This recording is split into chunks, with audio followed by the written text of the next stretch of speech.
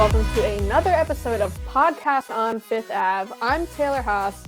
You're Danny Shirey. We're back. We have a lot to talk about. We're in Detroit, by the way, so we're recording this on Friday. You might be listening to this after the Penguins game Saturday. Could change a little bit of what we're about to talk about, but I mean, the big thing everyone wants to know, what we want to talk about, is this a playoff team? Are the Penguins going to make the playoffs? Because right now it's looking pretty bleak. Well, the one thing I will say is that there's so many people that have been like, regardless of what happens, like the Penguins are not a playoff team. Well, if they get into the playoffs, like they are a playoff team. They're not the only like mediocre average team in the NHL. Like if they get into the playoffs, they are a playoff team. That being said, are they a playoff team that's going to do anything? I certainly don't think so. Like even if they do end up getting in here, I really, really struggle to see them even taking 2 or 3 games in a series against whoever they might play against. I mean, so back to the point of like, you know, what fans are saying. I've seen we talked about this on the episode, Alex and I did when you weren't here, but there's so many Penguins fans that are saying, you know what? I'd rather play Boston in the first round. If the options are like Carolina, New Jersey, Boston, I don't think the Penguins come out on top against any of those teams. But to say you want Boston in the first round, you want Boston in the first round, that doesn't make any sense to me. The Boston Bruins, one of the greatest regular season teams in NHL history. Allmark is going to win the Vezina. His goals saved above expected is like 40. Things don't look good either way if the Penguins do get into the playoffs. Well, yeah, it's like if it's Boston, you're going up against, like you said, one of the best regular season teams in NHL history, who the Penguins did not beat at all this season. But then you look at Carolina and New Jersey as well. They didn't beat any of those teams either. It's like the Penguins have only, I think it's 6 wins all season. Actually, it might be 8 because the Panthers are in a playoff spot right now. But they've got 6 or 8 wins, depending on whether Florida is or isn't in the playoff picture against the Eastern Conference playoff teams right now. And a decent chunk of them, I think 3 came against Tampa Bay, if I'm not mistaken. 2 or 3 came against Tampa Bay, 2 came against the Rangers, right? So that accounts for a giant chunk of those wins. And a lot of the rest of the standings points they've racked up this year were against teams that aren't in the playoff picture. And that goes for the Western Conference as well. The one thing I will say, though, is that if they do find a way to get in, and like I said, I'm not expecting this to happen, but how ironic and just fitting would it be for the sport of hockey that like the worst Penguins team that we've seen in a very, very, very long time would be the one to like finally win a playoff round after they haven't advanced in 4 or 5 seasons. Like that would just be so on brand for hockey, especially going up against one of the best regular season teams of all time. I know. Yeah, I was going to say, I know one of the reasons why people are saying Boston is because obviously President's Trophy winners, there's this perception that some people have that like, oh, the President's Trophy winners typically don't do very well in the playoffs.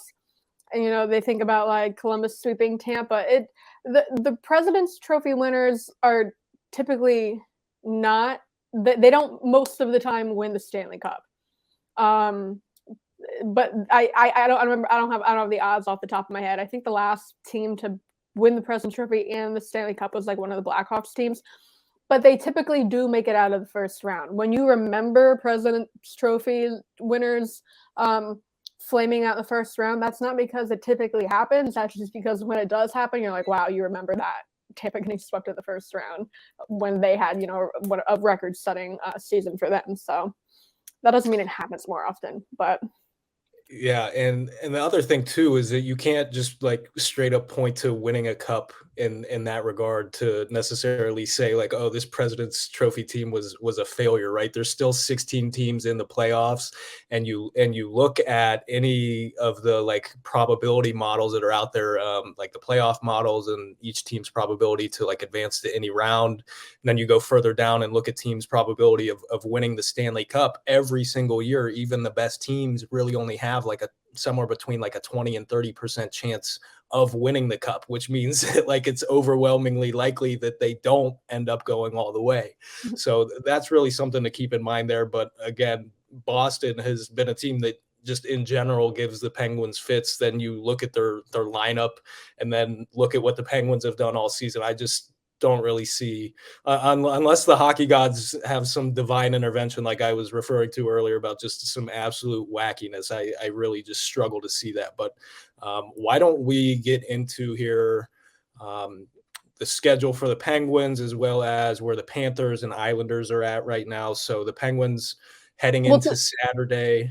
Yeah, go ahead. I was going to say, to start off, just for people, so Friday, there are no games this Friday in the NHL, so nothing's changing by the time you're listening to this Saturday from when we're recording this, but the Penguins are outside of the playoff picture. The Panthers and Islanders are the two wild card spots. Those are the two teams they're competing with. The Penguins aren't the only team that's still like in contention, but it's probably going to come down to these three teams. Two of them are going to make it. The Penguins, so the first tiebreaker is regulation wins. Both the Panthers and the Islanders have more regulation wins than the Penguins, and the Penguins cannot catch up to either of them in that category. So they need to get in on points alone. They can't tie them in points and still make the playoffs, because they're not going to win the tiebreaker against either of those teams. They're currently a point behind both of them. So that's where things stand. So if you want to look at the schedule.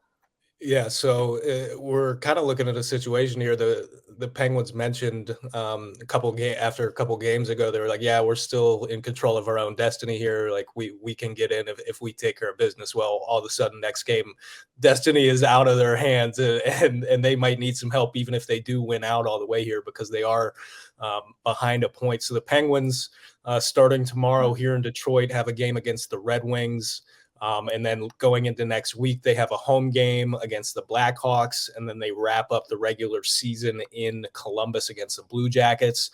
I would say all three of those games are winnable games for the Penguins, but again, especially you look at Columbus and Chicago and how those are two of the worst teams in the entire league, and any given team can beat any other given team on any given night, but you have to figure that both of those games, given it's these last couple games of the season, you're not going to see many starters for either of those, because players don't tank, front offices tank.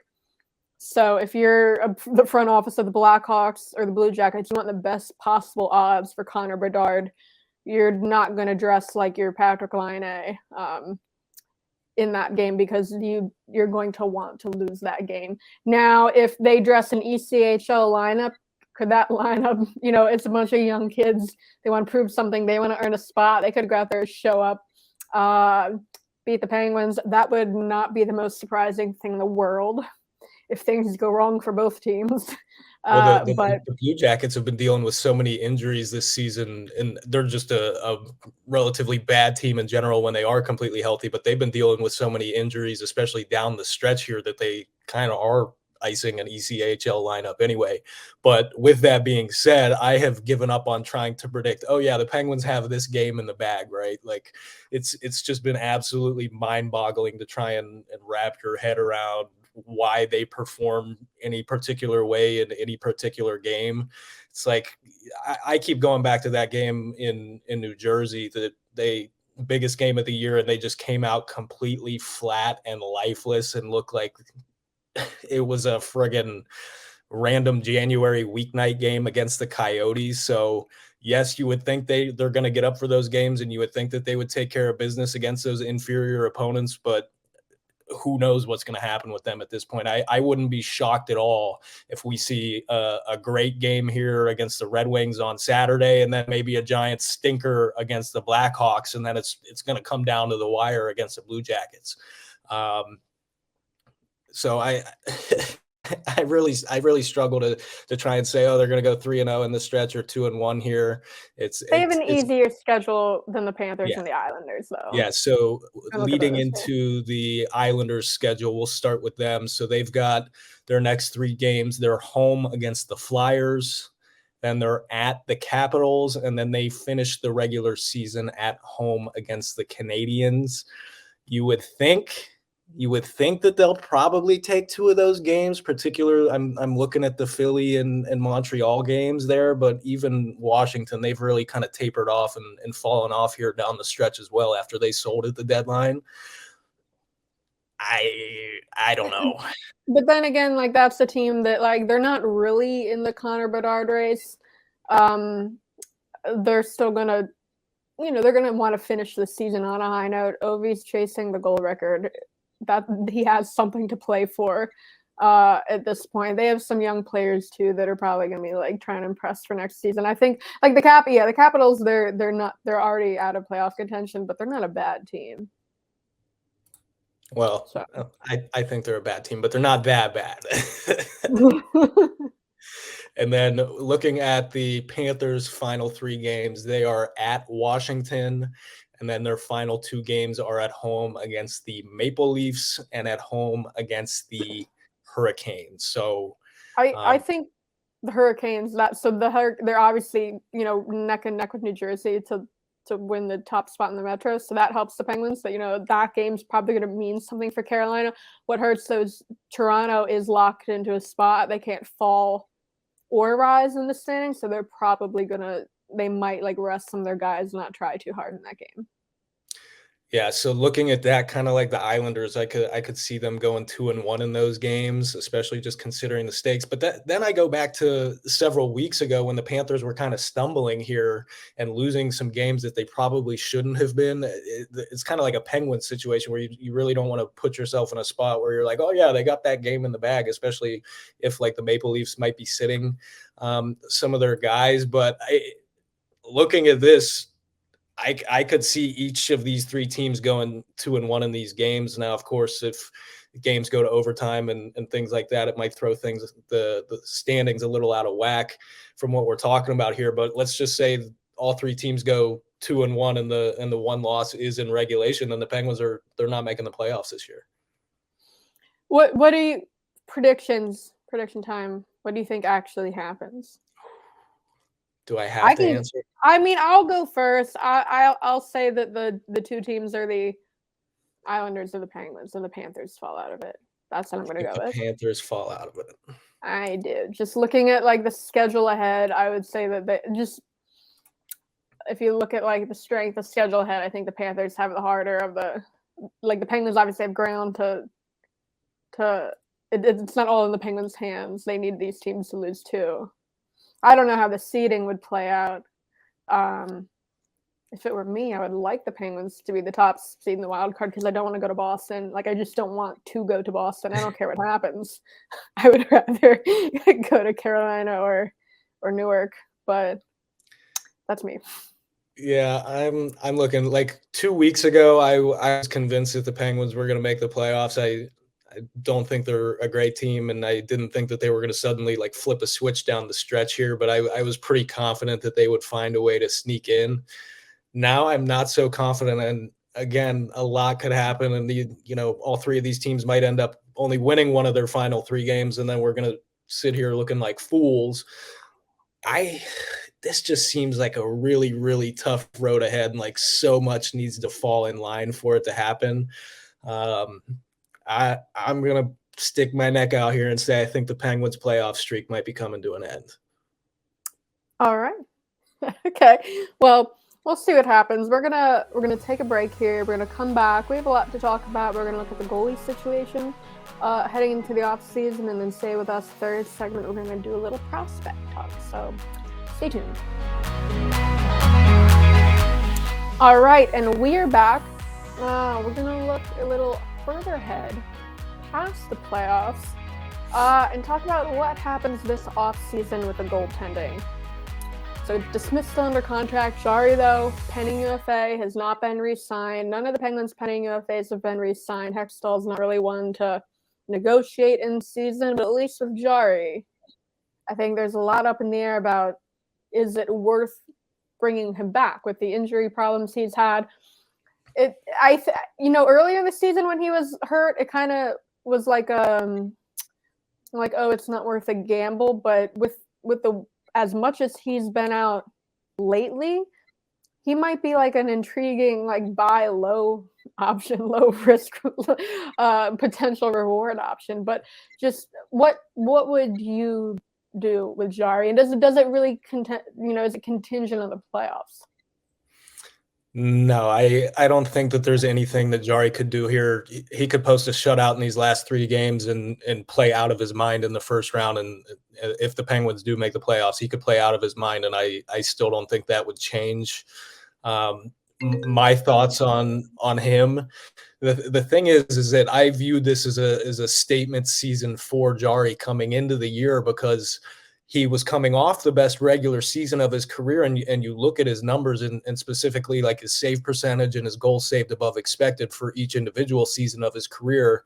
Up until last season, he had really only been like a league average goalie or below in each of those seasons. And then you factor in that one playoff series against the Islanders, which was one of the absolute worst goalie performances in a single postseason series in the modern era. You factor all that in. He really needed to come into this season and build upon the strong regular season he had last year. He really didn't have a chance to prove himself when it mattered most in the postseason last year against the Rangers, because he was dealing with that broken foot. Obviously, he got in for Game 7 and they lost, but he was playing on a broken foot, and that I'm not going to judge his performance on that whatsoever. But then you look, and he was playing pretty well earlier in the year. When the Penguins were actually going on a bit of a streak and were stringing, it was probably their best stretch of the season. A lot of that had to do with Jarry. I don't think he was playing out of his mind, but he was consistently very, very solid. But since then, it's been new injury after new injury. It's been re-aggravating injuries. And then when he has been healthy, the performance has not been spectacular. And it's like, yeah, the Penguins have been a defensive mess in front of him, and oftentimes they're just showing no life whatsoever.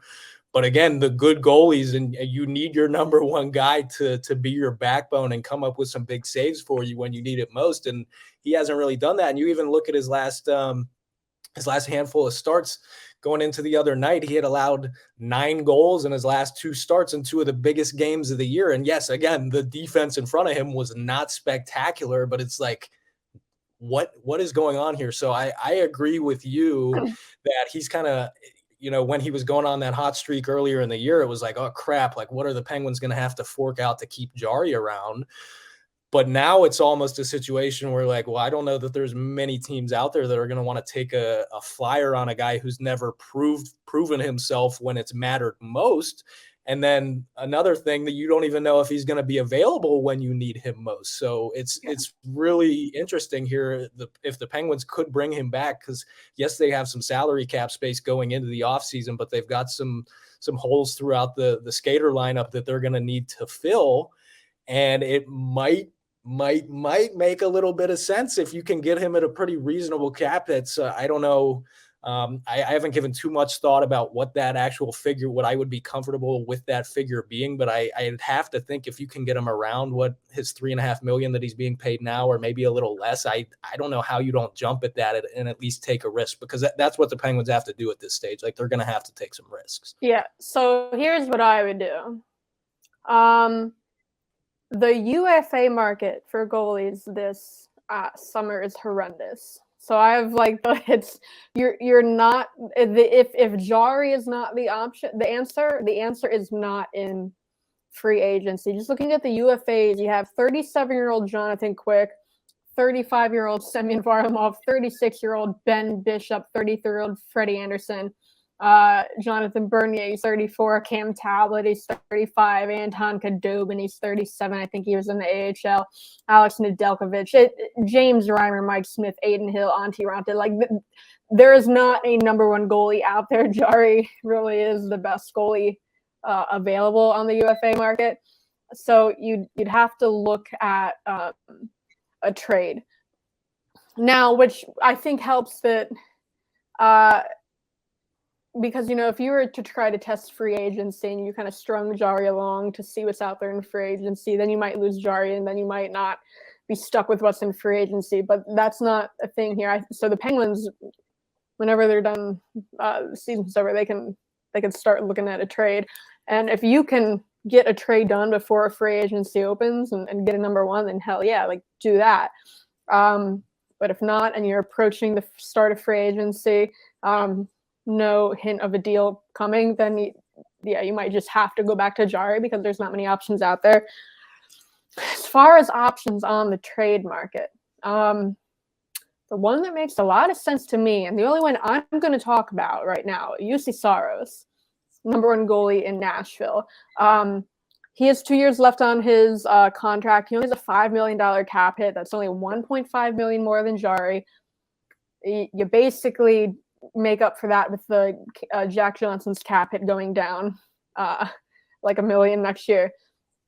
And I think, I mentioned that, and people have said, like, why would Nashville want to move on from UC Saros? That doesn't make any sense. Pekarine's successor. But Nashville's they're not a playoff team this year. They're going into a little bit of a rebuild. They're not going to be contending maybe in the next 2 years. Maybe not a full rebuild, but definitely a retool where they're not going to be competing for the cup. UC Saros, if the goal is to not be great these next 2 years and maybe get better draft picks, UC Saros is going to win you too many games. If you look at his goal save above expected, he's number 2 in the league, I think, this year, behind Allmark.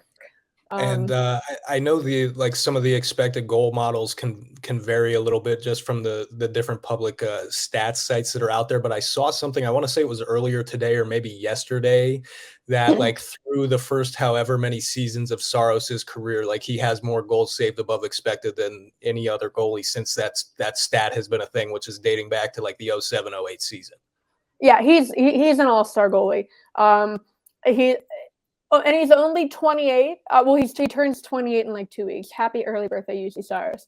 But Nashville, they're not going into a full years and years rebuild. It's going to be a retool. I think people would look at that and say oh, he's 28. He could conceivably be the goaltender of their future whenever they do get back into becoming a playoff team. But I think if that's your point, you're forgetting that they literally have a goaltending prospect who is one of the best goaltending prospects any team has, if not the best goaltending prospect, in Yaroslav Askarov. He was their 2020 first-round pick. This was his first year in North America. He did come up play one game for Nashville, but he was down in the AHL with Milwaukee. 911 save percentage, 2.71 goals against average, 3 shutouts in 45 games. If Nashville's not going to be contending for anything in the next couple of years, and Askarov, he's a future number one goalie, this would absolutely be the time to bring him up, get him NHL games, get him comfortable to be their future number one if that's what they see him being. And then in that case, yeah, absolutely.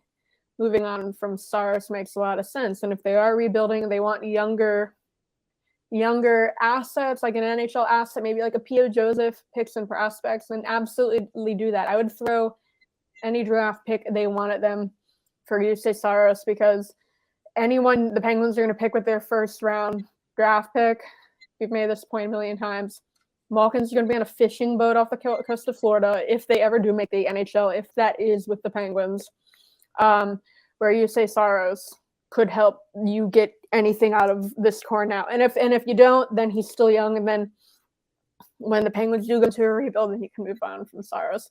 I have no issues with moving the draft pick at all. I know some people are like, oh, you can't keep doing that. You gotta jumpstart the rebuild. That's not happening. The meme I saw, it's from Family Guy. So the Griffins, they go to a timeshare scam type thing presentation, and it's if you sit through the presentation, you can get a boat, or you can get the mystery box. And Peter's Lois, yeah, a boat's a boat, but a mystery box could be anything. It could be a boat. Yeah. That's how I feel people are looking at these draft picks. UC Saros, he's UC Saros. A number one goalie is a number one goalie. But a draft pick could be anything. It could be a number one goalie. It could be a UC Saros. Yeah, get the goalie now, and then who cares about the draft pick? Well, yeah, it's so funny. First round, just the general term first round draft pick, second round draft pick has infinitely more value than when a name is actually attached to it, right? So it's like, ooh, first round pick, like maybe the next like sneaky good players. Yeah, maybe the next sneaky good players in there, and then you're like, oh, it's now the pick's been used, and it's Joe Smith from whatever who like barely averaged a point per game in his crappy junior league, like whatever. These guys, it's like a car. It loses value as soon as you drive it off the lot.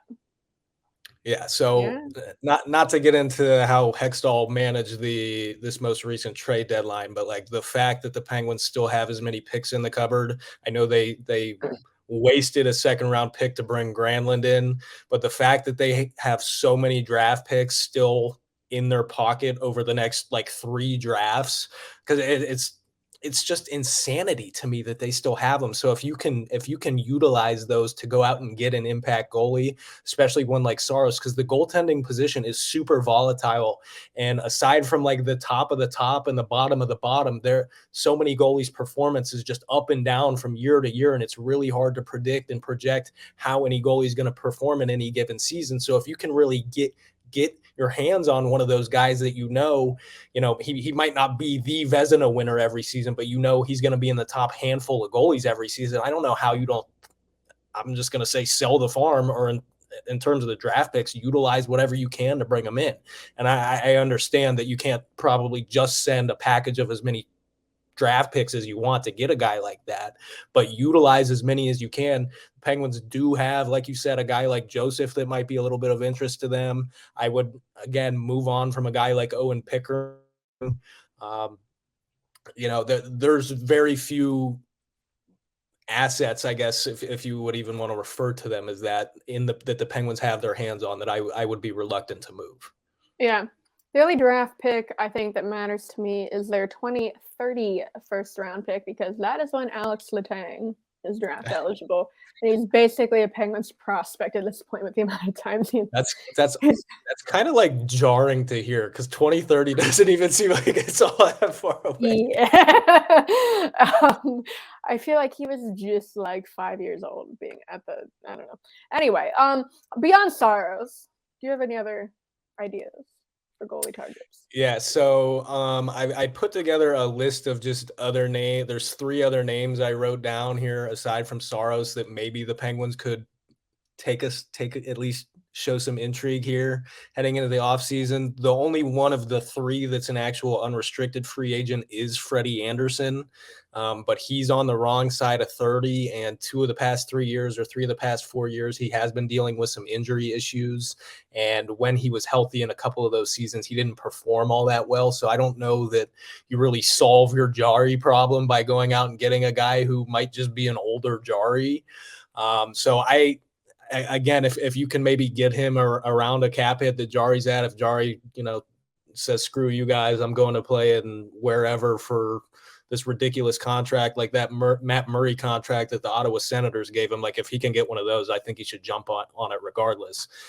But if that isn't the case, the 2 other names I picked out here, they're both restricted free agents at the end of the season, but one is Jeremy Swayman from Boston, and the other is Ilya Samsonov. Now, I'll start with Samsonov. He's been pretty good for the Maple Leafs this season, but that also leads me to believe that the Maple Leafs are just going to want to keep him around, especially because Matt Murray's just been so unavailable this season with his injuries. Like it seems like a no-brainer for the Leafs to want to bring Samsonov back. So I don't know that the Penguins are going to be able to pry him away in any sort of trade. And I don't think he's necessarily the kind of guy that you would offer sheet. But Swayman is absolutely the kind of guy that I personally would look into offer sheeting. But on top of that, the Bruins they've got Linus Ullmark tied up at a $5 million cap hit for another 2 seasons after this one. Well, Swayman's performed really, really well as his backup. So he is in line for a decent pay raise here, and he's probably want to get what he's worth. And I don't know that the Bruins are going to be willing to give that to him, just because they have, I think they only have 4 or 5 forwards under contract for next season. And that doesn't include Patrice Bergeron, who played at a $2.5 million cap hit this season. I don't know how I went all year without noticing or knowing that. But Patrice Bergeron's cap hit this season is $2.5 million, and he's likely going to win the Selke, which is just insane. But anyway, first, hold on. For Swayman, what do you think he would cost? Like, what would his offer sheet? What would you say his offer sheet would be? Give me like a guesstimate. I struggle with it because he has performed really well, but it has never been like as the guy. So is there someone out there that would maybe give him like $6 million? I think that might be a little risky for the Penguins. I'm maybe looking more in that like 5.5 range for a guy like Swayman. So if that's the case, the Penguins could not do that because they don't have the draft capital. Nope, it has to be the coming year. Because if you make an offer sheet and you get the player via an offer sheet, the team you're taking him from, if he's a restricted free agent, you give him draft capital, and there's like a range, and it's like from this to this, or they get this. Like if the average value of the offer sheet is this, you have to give this many. So if the contract, if the average annual value of the offer sheet is between 4.2 million to 6.3 million, compensation is a first and a third, and the Penguins don't have that. If the compensation is so if it's under 4.2, it's only 1 second round pick, and they could do that. So that's kind of where they'd have to stay under. Goalie contracts in general just kind of seem to be all over the place, so it's kind of hard. Like, do you think Swayman would check in at a number under 4.2? No, I have no idea.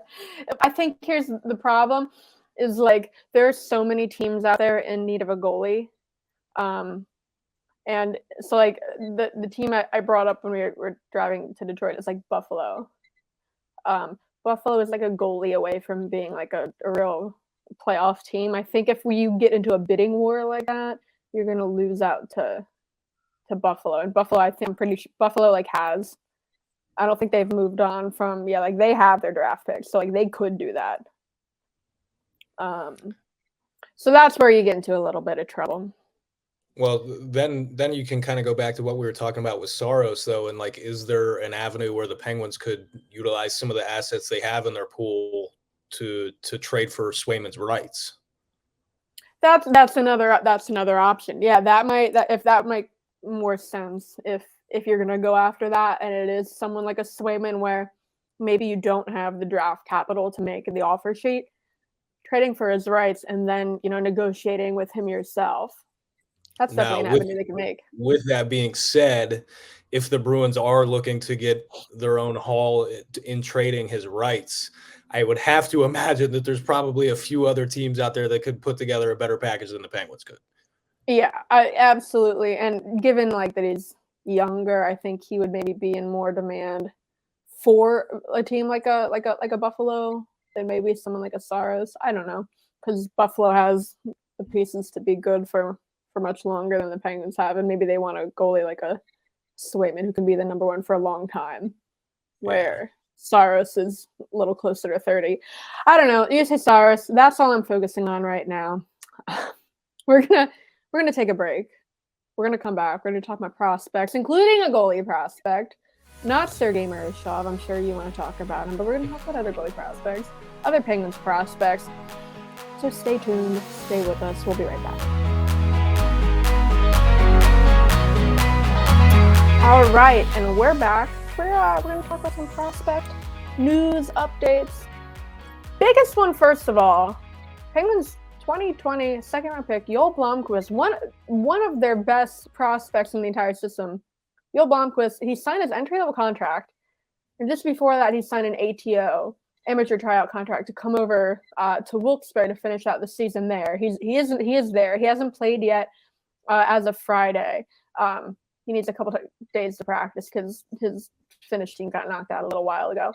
But a little surprising to me, just because maybe like a week and a half ago, I talked with multiple people in the Penguins front office who told me that they did not expect Blomqvist to come over next year. And now it's not a given that he's going to come over. Like, they could assign him to Finland. But them signing him now and having the contract kick in next season is an indication that they plan on bringing him over, because they did not have to sign him now. They had his rights until summer 2024. They could have sent him back up to Finland, sign him after. So interesting that things change so quickly, because again, multiple people, higher up who, worry about the prospects and stuff like this, told me that they did not expect him to come over. That's not a knock on Blomqvist or him not being ready. I think more so it's that you need a place for him to play. And you look at who Wilkes-Barre has under contract. Taylor Gauthier has 2 more years left on his deal, and he's having a very good rookie year down in Wilkes-Barre. Jakarski's a free agent. If he comes back, if he doesn't come back, who cares? Him, Louis Domingue, Max Legacy, dime a dozen, they're interchangeable. Ideally, you would have a veteran number 3 down there, especially if you do have young goalies down there, just to kind of bounce things off of, lean on. Seems like that's kind of a luxury that they just won't be able to afford, though.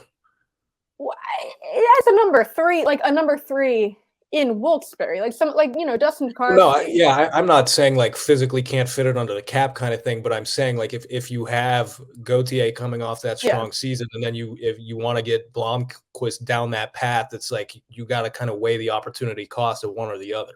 Well, and so for sure, like you could have, if Blomqvist is coming over, because he does have pro experience. They're just in Finland. He is kind of young. Gauthier, so you might go into that Gauthier and Blomqvist as your tandem in Wilkes-Barre. Now, what does that mean for Philip Lindbergh? Probably means he's done. We really haven't seen him much this season at all. He's played 19 games. Lindbergh obviously missed most of last season with an ankle injury. It was in his, he had a really good start down there. Played 7 games. It was like in his 7th game they had the ankle injury. Had a procedure done, shut down for the rest of the year. This year he's had a couple minor things that have kept him out, but then he's had one injury that kept him out. It was 3.5 weeks, and his current one, and that was a lower body injury. The current one he has is an upper body injury, and it's been since February. So I don't like the label like injury prone, especially when it's like different injuries. Like if it's a broken ankle, you can't like strength and condition your way out of a broken ankle. And if it's the injuries this year aren't connected to that, then it's like I find it hard to like fault him.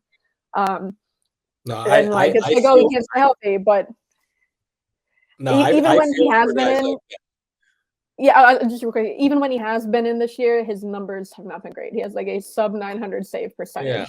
Yeah. And the games when he was so Wilkes-Barre's been really bad recently.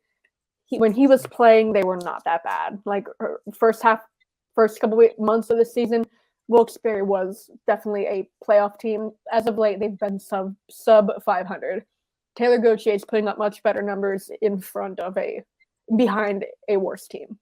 So back to you.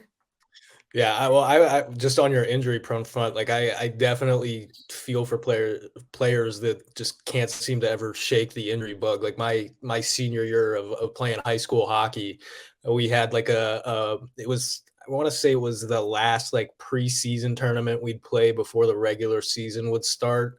And it was a Thanksgiving tournament. It was like our last game of the tournament, first shift. I'm like going to block a shot in the D zone, and I like run into the dude who's taking a shot, and my blade catches a rut in the ice and like shattered my ankle. Okay, so miraculously 28 days later, I was back on the ice skating with a brace. It did not feel good, and I'm not a very good skater anyway, so I'm sure I looked pretty dusty out there, but I was back playing. A couple weeks go by, and like by that point, I was already bummed about missing a chunk of my senior season anyway. Got to play for a few weeks, and then we had our last practice of the week before the weekend of our senior night. And it's like 5 minutes until practice is over. We're just doing this dumb little battle drill, and this goon that we had on our team that could not skate whatsoever like literally was a football, like lacrosse dude that was playing hockey just because he like had a couple buddies on the JV team kind of thing. Giant meathead, just blindsides me up high. 5 minutes left in practice, and I don't know, I don't remember how it happened, but I must have like braced for it and somehow just ended up like shattering my wrist at that point. And like typically when I'm going on such a tangent here, we're supposed to be talking about prospects, but here's a little anecdote. Anyway, my wrist gets shattered. Like typically when you get hit, you just kind of get back up. But when I got hit, I like stayed down on the ice and I was like, what the heck's going on? I was like, oh, my wrist kind of hurts. So I take my glove off and my wrist is like going all like this. And I'm like, yeah, that's done. So like, anyway, like I feel for the dudes who are injury prone because like there's nothing you could have friggin' done about that. That's the longest story that you didn't need to hear. Back to the prospect talk. We were talking about Lindbergh, for anyone that forgot. Thanks for the story, Danny. Lindbergh is a restricted free agent this summer. So do you move on from him maybe? Or just given that he's barely played in the last 2 years, if you do want to resign him, put him in Wheeling and see what comes of it. Would not be the worst thing in the world. But I would not re-sign him to be in Wilkes-Barre, which is too bad because he was definitely a great signing at the time. When they got him he was a drafted free agent who went unsigned by Minnesota. And he did have a really great start to his AHL season. It's just that injuries have derailed it. He really hasn't had much time at all to play. So if you do re-sign him, put him in Wheeling. I would not wish Wheeling upon anyone. I don't think Lindbergh deserves that. He's a nice guy, but it would be nice to the Penguins to have that kind of like insurance down there. Right. But Blomqvist, I mean, speaking of injuries, he barely played this season too. Yeah. So he had a concussion. I talked to him, by the way. If you look at DK Pittsburgh Sports, if you Google his name, the story should come up. I did a phone interview with him maybe like a week and a half, 2 weeks ago. Which, back to the point about how this all seemed to come together so suddenly, when I talked to him, he didn't think he was coming over this season either, and he didn't know what was happening next season. Because I asked him, because his contract in Finland expired. He was a free agent in Finland. It was really, he could go to a different Finnish team. He could come over. And he said it hasn't been decided yet because it's not really just up to him what he wants to do. If the Penguins don't have a spot for him, then, they're just going to tell him, like, we're keeping you over in Finland. We're not bringing you over yet. And he said, yeah, it's my agent and Penguins, and, we all have to talk. And I asked him, like, what would you want to do if it were just up to you? And he's like, oh, I'd come over. I want to come over. Which is that I wasn't totally expecting to, because like you talk to like him or like when they had Kalle Klang over in Sweden, and what they tell you is they want to have, like what Blomqvist told me last year, is that they want to have a full year as a starter in their league, the Finnish league for Blomqvist, and have a good year and then come over. Now Blomqvist last season he was a backup, and he got a good number of starts for a backup, and he took over as the starter in the playoffs. But the regular season he like led in like every statistical category, and it's like every like third start was a shutout. He was great. This year he was a starter. October he gets a concussion from being run into. He misses about 3 weeks. He comes back.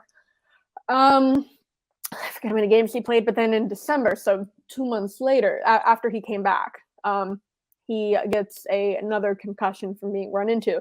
This one, he told me all about, the symptoms. They're more severe just because it was his second one, so close to another one. So because it was more severe and out of an abundance of caution, they shut him down for the rest of the regular season. When the team he plays for, Carpet, going into the playoffs, like Blomqvist was cleared to play. He was also cleared by Pittsburgh's doctors to play because the Penguins brought him to North America, brought him to Pittsburgh, let their doctors check him out. Got cleared. He was feeling good. He just wasn't quite back up to form because he was away from the ice for 3 months. Going to the playoffs, was not supposed to be back yet, but last game of the regular season, the Carpets backup got hurt, and so instead of going into like a Louis Domingue situation over there, Blomqvist came back a little bit earlier than they would have liked. They got knocked out in the first round. Not really his fault. The team in front of him wasn't doing anything. But long story short, Blomqvist, a little interesting that he's coming over, and it makes me wonder that could this be because like that they see him as so right now he's their goaltending prospect that I would say would have the fastest track to the NHL, just of where he is right now. Is that maybe part of it, that like they don't know where this is going with Jarry? That's what I thought. I mean, possibly, but again, like he's not. To be clear, I don't think he's playing in the NHL next season. right. At least not like as a regular role. Maybe he comes up as like a third at some point. But what do you think? Yeah, I don't know. I just think it's smart. Like when you have, I wouldn't necessarily consider him a blue chip prospect, but he's one of the better prospects they have. And I'm of the belief that you should maybe, I don't know if accelerate is the right term for it, but I think you should put those kinds of prospects in positions to succeed and, challenge them a little bit in those kinds of situations. And it could also be, I think they already have kind of given him a vote of confidence by this contract that they've given him. So it's kind of like a show me thing. We're giving you this opportunity here, but also, prove to us that we made the right decision. True. And for those who don't know, his nickname is Blomma. So he's Finnish, but his name is Swedish. Like his background is Swedish. Blomma in Swedish is flower. Not much more needs to be said there. I think you got what I'm saying. Other prospects that we want to talk about. Owen Pickering. Owen Pickering is now he is 4 games into his AHL career after his season ended with Swift Current. So that being said, I have seen very little of those games, but from what I've heard and what the box score says, hasn't been all that great. Yeah. So Wilkes-Barre's in a playoff push. You'd think he'd be a boost coming over. This is something they do regularly. If you have a player in juniors and their junior season ends, because Pickering is not old enough to play in the AHL full time, but because his junior season is done, he's eligible to come over on a tryout contract, play without his entry level contract kicking in. He'll be back in juniors next season, regardless. This is more about getting him the experience, because you have to be. If you're a junior eligible, you have to be 20 years old to play in the AHL. That's a rule the NHL and the Canadian Hockey League junior leagues have to prevent the AHL from depleting the junior leagues of like their top prospects. So long story short, Pickering's going back to juniors no matter what next season anyway, because he's not ready for the NHL. It's either NHL or back to juniors. This season is more just like a little fun experience for him. Well, it hasn't been that fun, like you said. He's been paired with Taylor Fedun most of these games, which Taylor Fedun, great in the games in Pittsburgh when he was with Mark Friedman. Taylor Fedun in Wilkes-Barre has not been like that great. So I don't know. So his partner is not that great. I guess, if you're going to pair him with anyone, it's nice to have like a veteran guy like that. But so I haven't been able to watch every single one of these games. We are driving for the one today. But so what I've watched from him, it's just very clear that he needs to get stronger. He needs to get bigger and just heavier. Because like the ones I've watched, just how easily he gets knocked down is clear when he's playing. He's in juniors. He's one of the top prospects in juniors. He's also playing against teenagers. The guys in the AHL are bigger, stronger, heavier, faster, smarter. He's getting knocked off the puck easily. He's getting knocked down easily. When he's getting hit, it seems like it's affecting him more. So, this isn't like some crazy revelation that Pickering needs to get bigger. He had a growth spurt. I forget how many he put on like at least half a foot in like no time.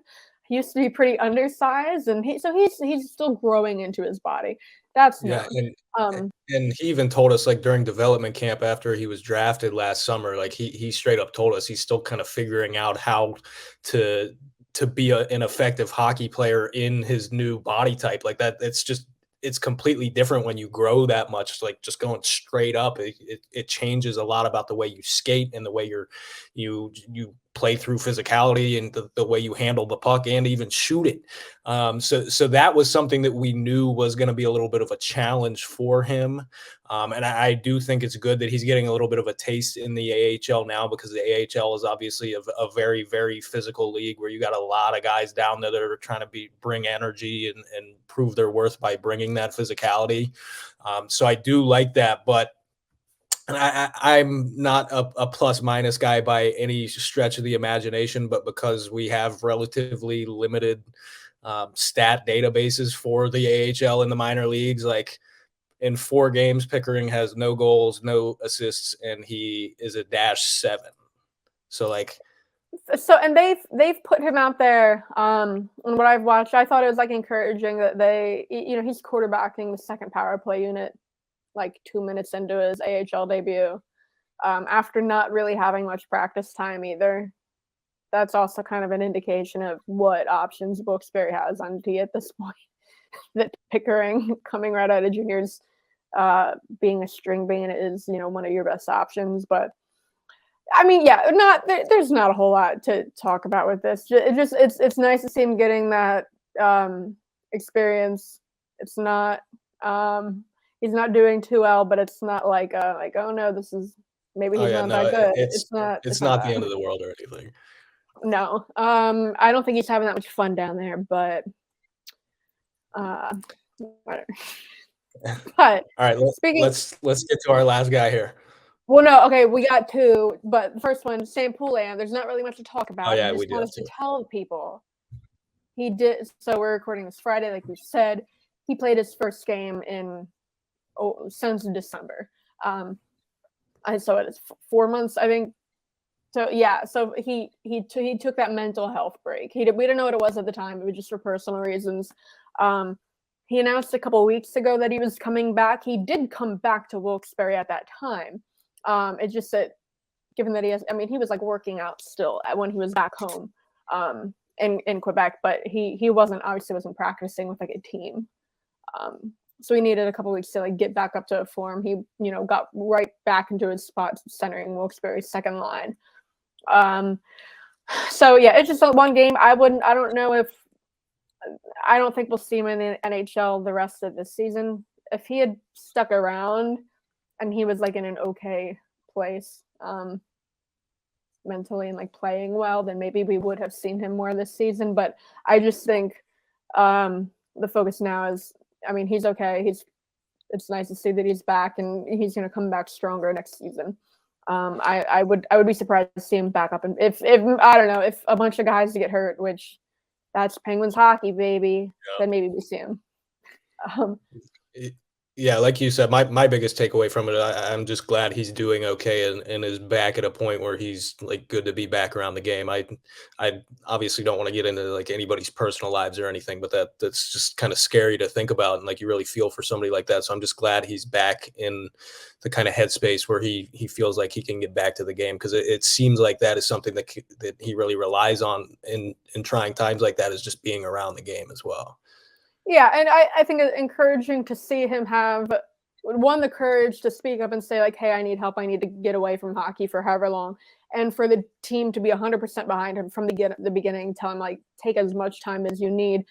Because he's not the first player to struggle with stuff like this. And if someone is not in a good headspace like that, it's helping nobody.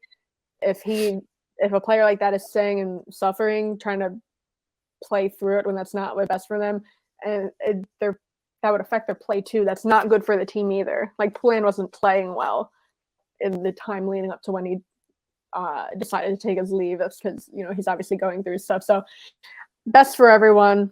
Nice to see the Penguins support it. Nice to see Poulin have the courage to step up and say, like, hey, I need to get away. Hopefully there are more players hopefully there's not many players like that in Poulin's situation, but if there are, hopefully this is like the start of a trend of players taking the time for themselves, because the alternative, not great.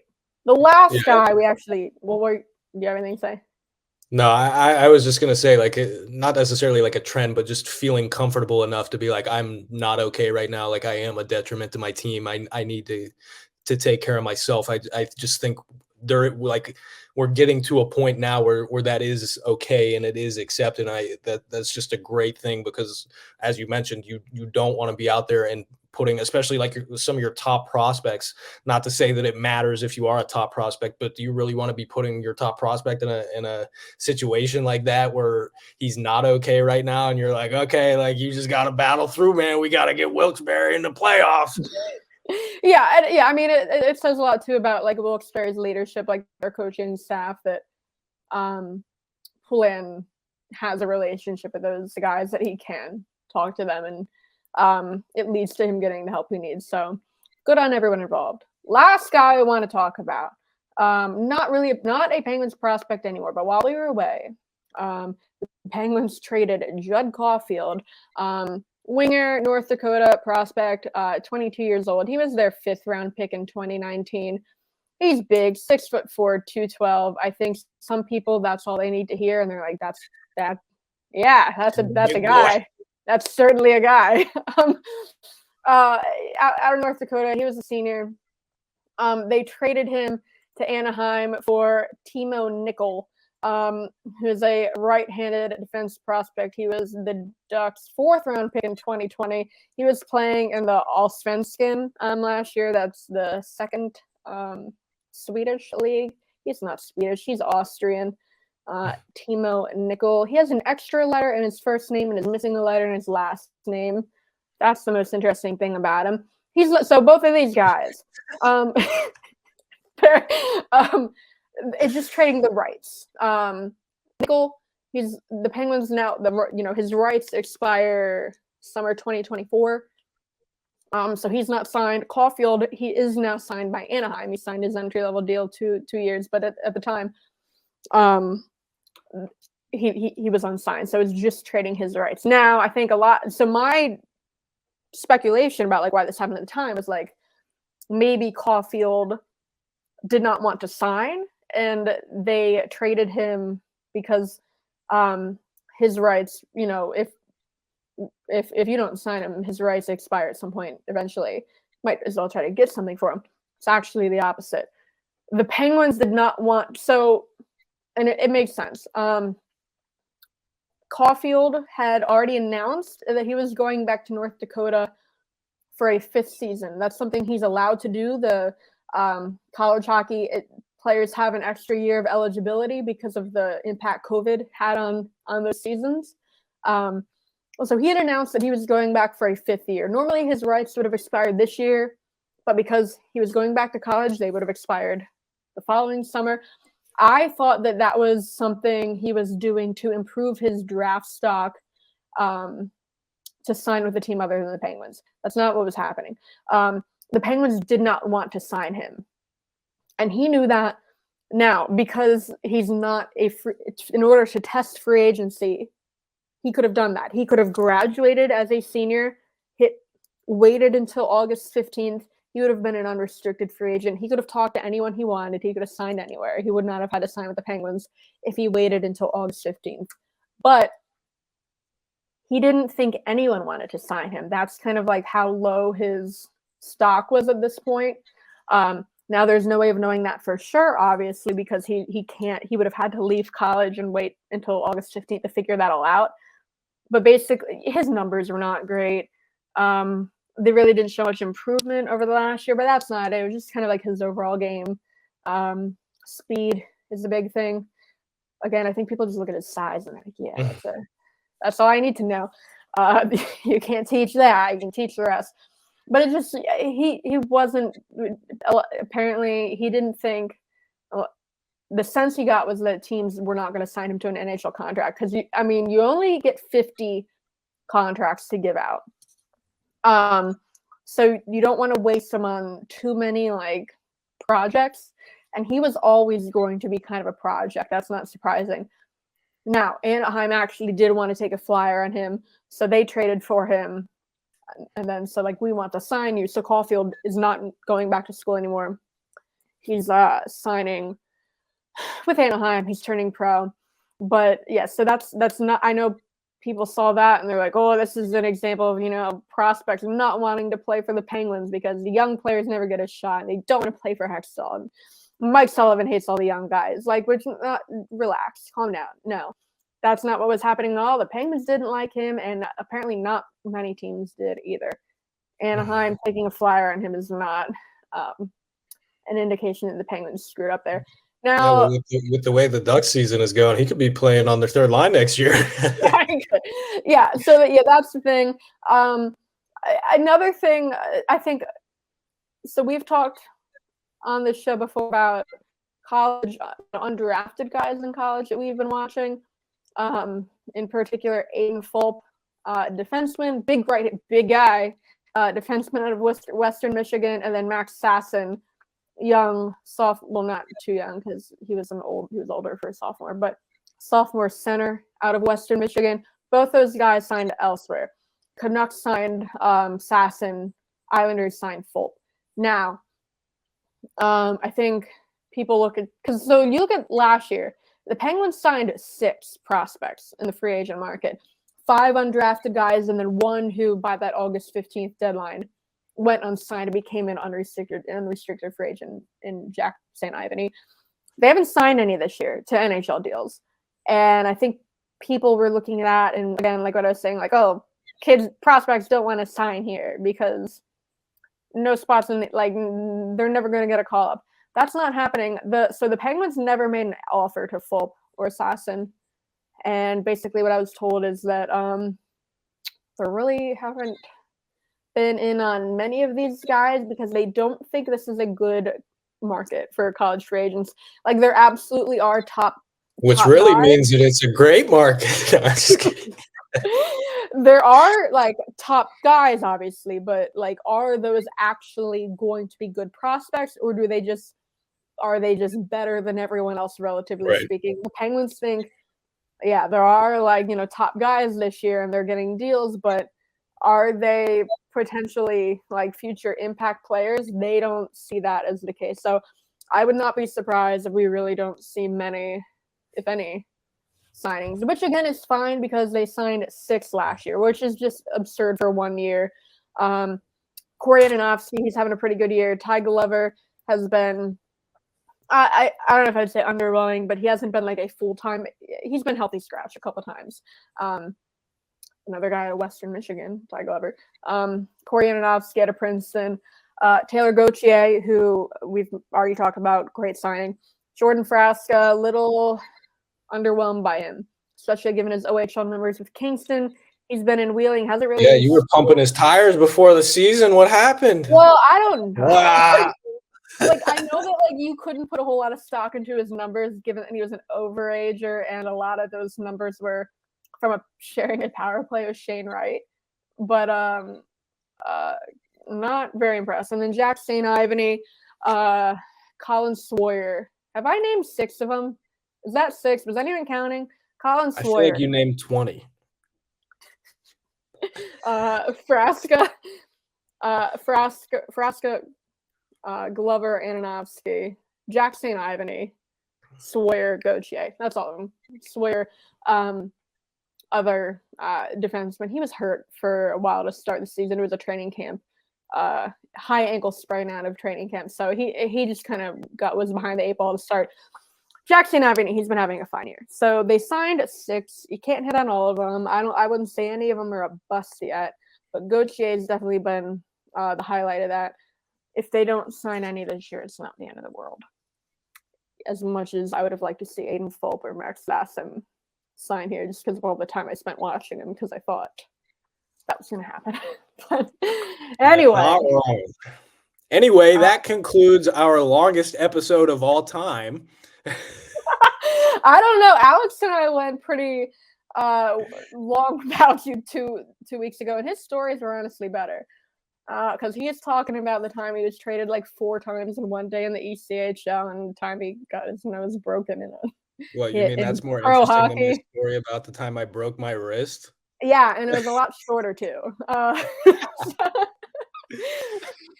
We're gonna wrap it up here. Again, I'm Taylor, you're Danny. We're in Detroit, so we're gonna have coverage of that game Saturday. When you're listening to this, you might be listening to this after. You might be listening to this before. We're gonna have coverage of both of the Penguins road games left and playoffs, maybe. So stay tuned for that over at DK Pittsburgh Sports. We drop episodes every Saturday for real this time because Danny's back. So we'll have an episode next week for sure. So stay tuned for that. We drop episodes wherever you listen to podcasts, Spotify, Apple, Google, and we're on YouTube now. If you look up DK Pittsburgh Sports Penguins, there's now a Penguins only dedicated YouTube channel for all of our videos over at DK Pittsburgh Sports. So our videos, Dan's daily shots, the 24/7s we do live after every Penguins game, some practices, and then of course our on the scene interview videos. So look for us there. Look for us. Our work at DK Pittsburgh Sports. I'm rambling. Thanks for listening.